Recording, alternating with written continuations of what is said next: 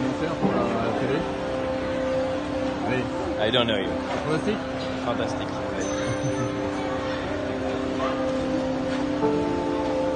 Ah, c'est impressionnant.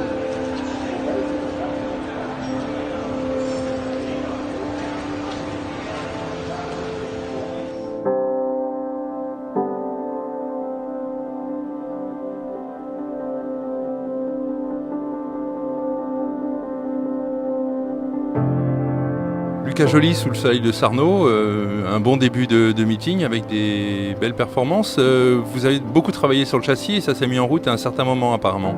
Ça s'est mis en route au parfait moment, c'est mis en route pour les chronos.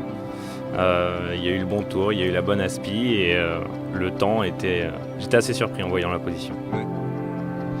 Et puis ça s'est confirmé en première manche tout de même. Oui aussi, en première manche c'est très bien passé.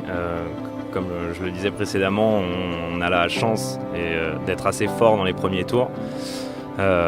Sur la longueur, c'est un peu plus compliqué. On voit que le temps au tour n'est pas très fameux, mais finalement, en fait, on arrive à faire le job dans les premiers tours. Donc, ça nous a permis de revenir, de prendre notre position. Et puis, mine de rien, voilà, on n'a pas été redoublé derrière, donc c'est que c'est pas si mal que ça.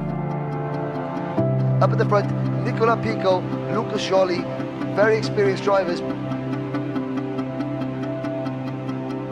Into the tram lines we go. Lucas Joly, Nicola Pico, Pico on the left, Joly on the right. We are racing, fingers crossed, into turn number 1. The leaders all get through cleanly.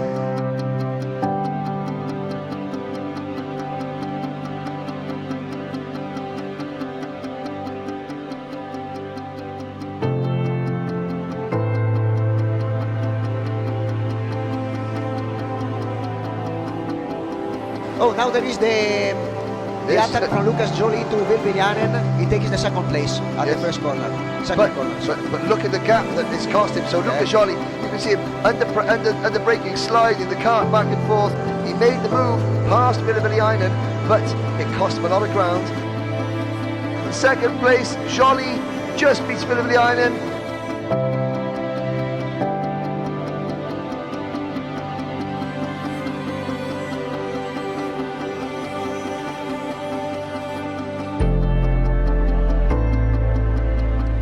Vous avez un équipier redoutable, enfin pour les autres, j'espère pas pour vous, Nicola Pico qui roule avec vous en DD2. Est-ce que vous arrivez à collaborer un petit peu pour la mise au point du matériel? Oui, on a travaillé ensemble. Personnellement, je pense être transparent vis-à-vis de lui. On se dit tout, donc il n'y a pas de sujet là-dessus. On a partagé les acquis plusieurs fois pour voir où est-ce qu'il en manquait. Typiquement, en début de meeting, j'avais vraiment un gros défaut dans la ligne droite où je prenais 5 km/h par rapport à Nico et en comparant les acquis, etc., en jouant un petit peu sur la carburation, on a réussi à compenser et c'était vraiment beaucoup mieux. Un bel exemple de bonne entente sous le Team France, ça fait plaisir. Tant mieux, pourvu que ça dure. Pourvu que ça dure. L'annonce de la pluie demain, ça change quelque chose? Ça vous perturbe un peu ou?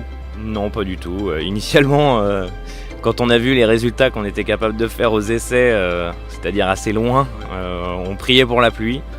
Donc qu'il pleuve, qu'il vente ou qu'il neige, il faudra qu'on soit devant et qu'on soit au point. Bon, un bon moral en DD2, ça fait plaisir, superbe. Ah oui, un très bon moral avec ce soleil.